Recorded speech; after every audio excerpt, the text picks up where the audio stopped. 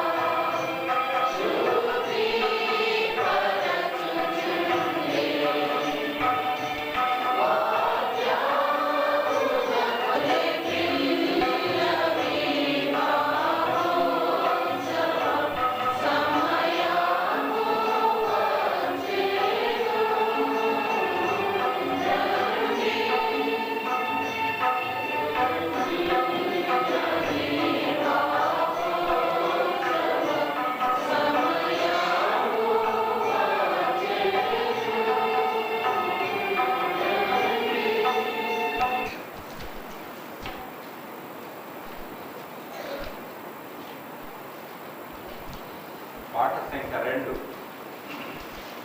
పాట సంఖ్య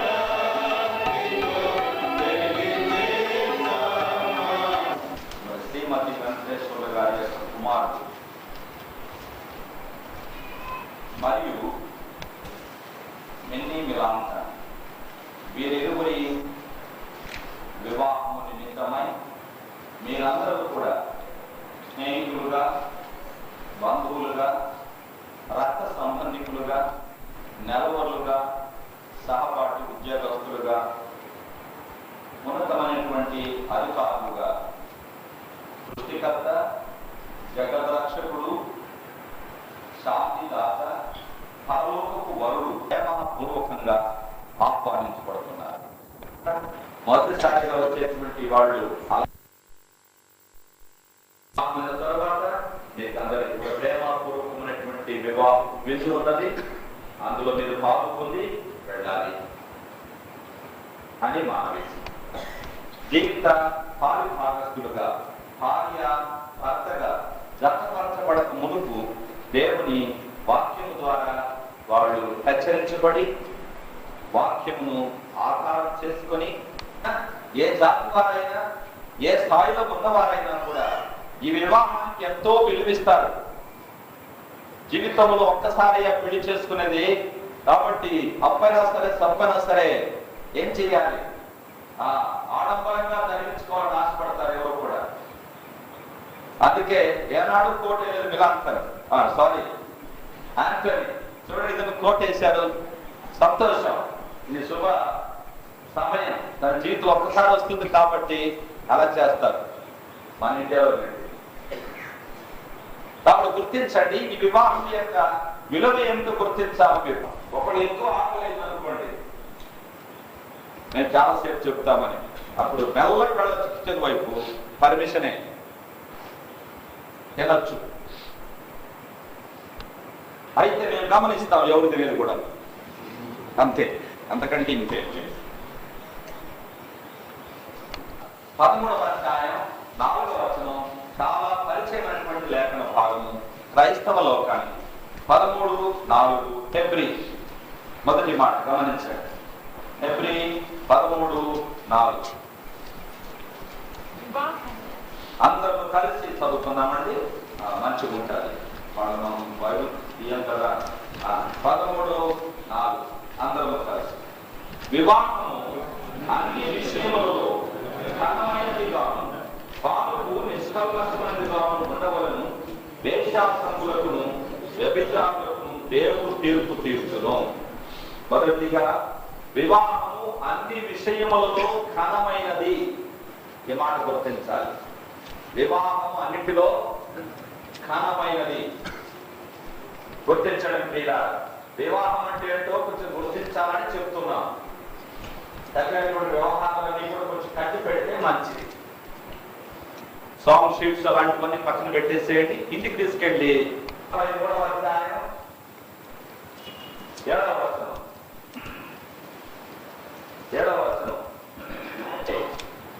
కలిసి చదువుకుందాం. నా మహిమ నిమిత్తము నేను సృష్టించిన వారిని, నా నామము పెట్టబడిన వారిని అందరినీ తెప్పించును. నేనే వారిని కలుగు చేసి వారిని పుట్టించిన వాళ్ళను నేనే. ఇది 2వ మాట. యోహాను సువార్త 2వ అధ్యాయం 1వ వచనం, 5వ వచనం, 11వ వచనం. 2వ అధ్యాయం 1వ వచనం, 5వ వచనం. ఆయన తల్లి పరిచారకులను చూచి ఆయన మీతో చెప్పున్నది చేయుడి అనెను. 11వ వచనం. గలిలయలోని కానాలో యేసు ఈ మొదటి విశ్వాసముంచిరి. దేవుడు ఈ లేఖన భాగాలను దీవించి మనతో మాట్లాడినట్లుగా క్లుప్తంగా దేవుని సేవకులు అభిషేకం గారు పరిచరణించమై ప్రార్థన చేస్తారు. పరిశుద్ధుడవు, మహాబలుడవు, మమ్మల్ని సృష్టించిన వాడు, మా రక్షకుడు యేసు ప్రభు నామమున ఈ దినం వివాహం ఉన్నతమై ప్రార్థించడానికి దినం నడిపించారు. మీ స్తోత్రం. మీ దాసును మరుగుపరిచి మా అక్కడికి తీర్చండి. విశేషంగా నూతనంగా పడపోవచ్చున్న మీ ప్రియులను కూడా మీ వాక్యమైన పునాది మీద తీసుకురండి. అది కానాబోయే పెళ్లిలో మీరు మహిమ పొందినట్లుగా ఈ పెళ్లి ద్వారా కూడా మీకు మహిమ కలుగుతుంది. ఇదివరకు పెళ్లి చేసుకున్న వారు కూడా మీ వాక్యం ద్వారా రక్షించబడినట్టుగా చేయండి. పరలో పెళ్లి కొరకు, గొర్రెపిల్ల పెళ్లి కొరకు మమ్మల్ని సిద్ధపరిచింది. మీతో కోల్పోయిన సంబంధం సులువ రక్తం ద్వారా మీరు తీసుకొచ్చిన సత్యమును అందరూ విన్నట్లుగా చేయండి. ఈ మ్యారేజ్ ద్వారా అనేకులు ఆశీర్వాదం పొందేటట్టుగా చేయమని సైతాన్ని యేసునామమున బంధిస్తూ మీ యొక్క వాక్యం స్వతంత్రంగా వెల్లడిపరచు కొరకు ఆత్మ దేవుని స్వాధీనం మీ దాసును తీసుకురామని యేసునామమున స్తోత్రంతో వెళుచున్నాం తండ్రి. అన్నదమ్ములు, ఈనాడు ఈ మొదటి మాట. ప్రపంచంలో ఉన్నటువంటి ఏ సంఘటనకు కూడా ఈ యొక్క ప్రస్తావన లేదు. ఆనరబుల్ అనేది ఒక్క దేవునికి మాత్రమే తగును. ఆ దేవునికి చెందవలసినటువంటి ఆ ఘనతను భూలోకంలో మానవులకు మనం ఏం చేస్తామంటే ఆరోపిస్తున్నాం. ఇప్పుడు చూడండి, రెవరెండ్ అని పిలుస్తారు. పాస్టర్ని రెవరెండ్ అని, ఫాదర్స్ అని పిలుస్తారు. వాస్తవికంగా రెవరెండ్ అని లేక ఫాదర్ అని బైబిల్లో మానవులు పిలచడానికి అర్హత లేదు. మానవుల్ని ఎవరిని పిలవడానికి అర్హత లేదు. ఎందుకనగా బైబిలే చెప్తుంది, నేను చెప్పటం కాదది. కానీ దేవునికి ఇచ్చేటువంటి ఘనతను ఎవరికి ఇస్తున్నారండి? మనుషులకి ఇస్తున్నారు అన్నమాట. దేవునికి ఇవ్వవలసిన ఘనతను ఎవరికి ఇస్తున్నారు? మనుషులకి ఇస్తున్నారు. దేవుని పేరేం పేరంటే his name is holy and reverend. చూడండి, దేవుని పక్కనకే ఆ పేరు. రెవరెండ్ అనేటువంటి మాట ఆయన పక్కనకే. తక్కిన వాళ్ళకి ఎవరికి లేదు అర్హత. కానీ మనం ఏం చేస్తున్నాము? వాళ్ళని గౌరవించడానికి ఆ వ్యక్తులకు దేవుని యొక్క ఘనతను ఏం చేస్తున్నాం? మనము ఆరోపిస్తున్నాం. ఆ ఘనతలకు ఆరోపిస్తున్నాం. అందుకే దైవజనుడు భక్సింగ్ గారు ఎప్పుడు కూడా బ్రదర్ అని పిలుచుకున్నాడు, కానీ రెవరెండ్ అని కానీ లేకుంటే బిషప్ అని కానీ ఫాదర్ అని కానీ పిలిపించుకోలేదా? దేవునికే తగిన ఆ యొక్క అర్హత. మనకు అర్హత తగదు, మనకు తగదు అన్నాడు. బైబిల్లో చక్కగా రాసి పెట్టారు. చూడండి, ఈ రెవరెండ్ అనే మాట ఒక్క దేవునికే తగులు.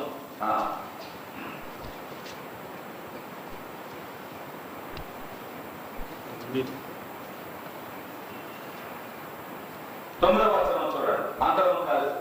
ఆయన తన ప్రజలకు విమోచనము కలుగజేయువాడు, తన నిబంధన ఆయన నిత్యముగా నిర్ణయించువాడు. ఆయన నామము పరిశుద్ధమైనది, పూజింపతగినది. దేవుని నామమే పూజింపతగినది. దాని అర్థం అన్నమాట. ఎంత చక్కగా ఉందో చూడండి. ఇంగ్లీష్ ఏం రాస్తారండి? Covenant is covenant forever. Covenant forever. Holy and awesome is his name. Holy and ఆ బైబిల్ పక్కన పెట్టి ఇంకో బైబిల్ కొనుక్కో. హోలీ అండ్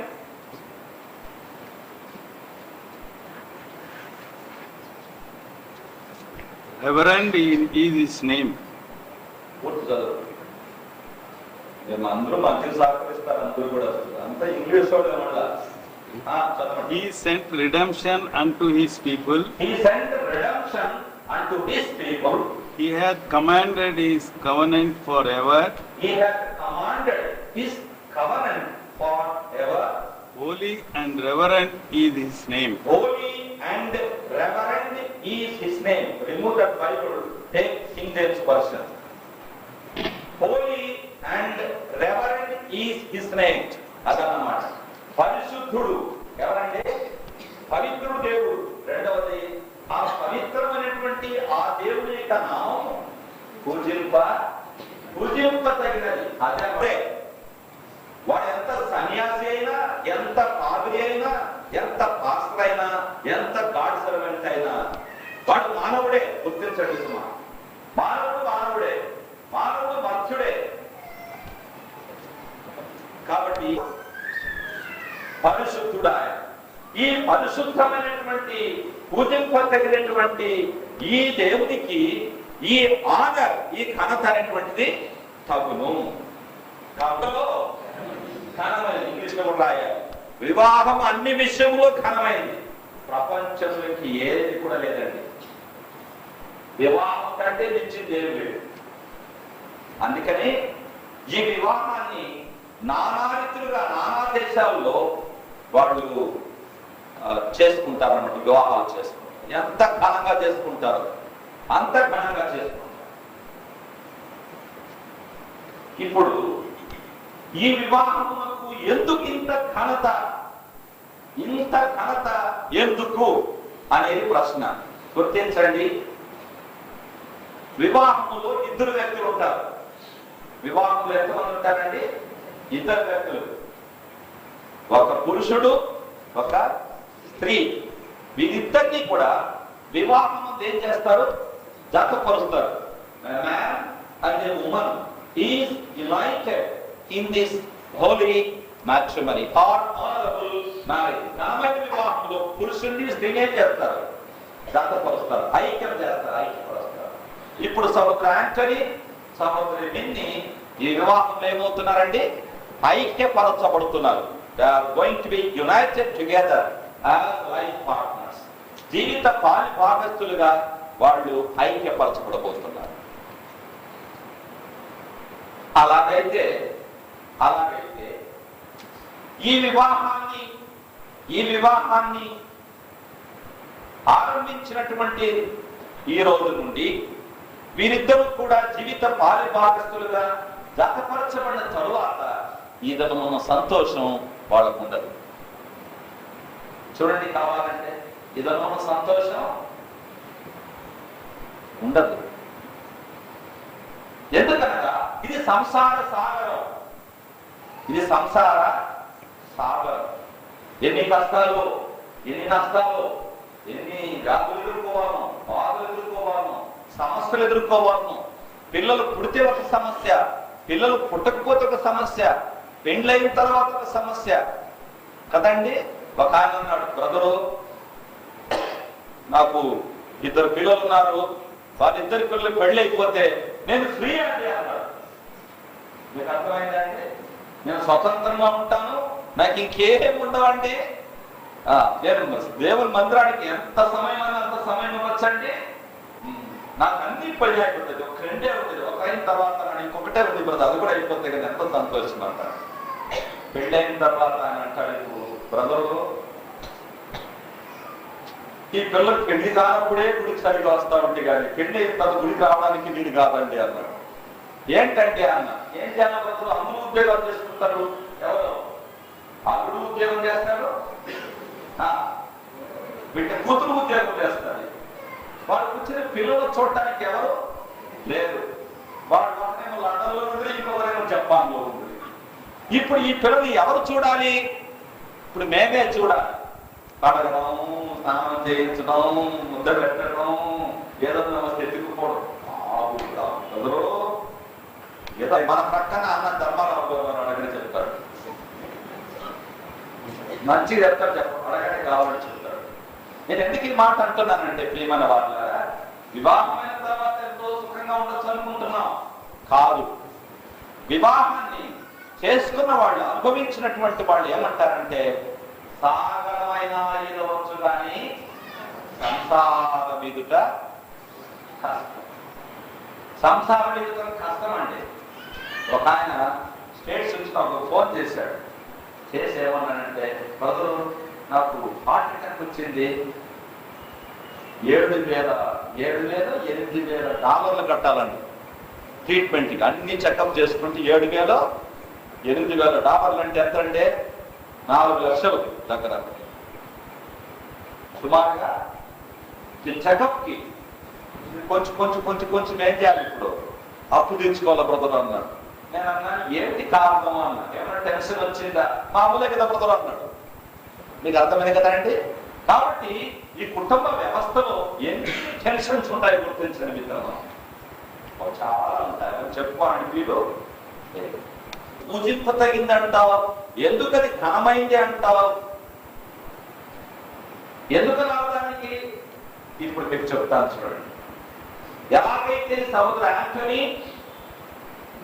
సహోదరి మిన్నీ మిలాంటర్ ఐక్యపరచబడుతున్నారో,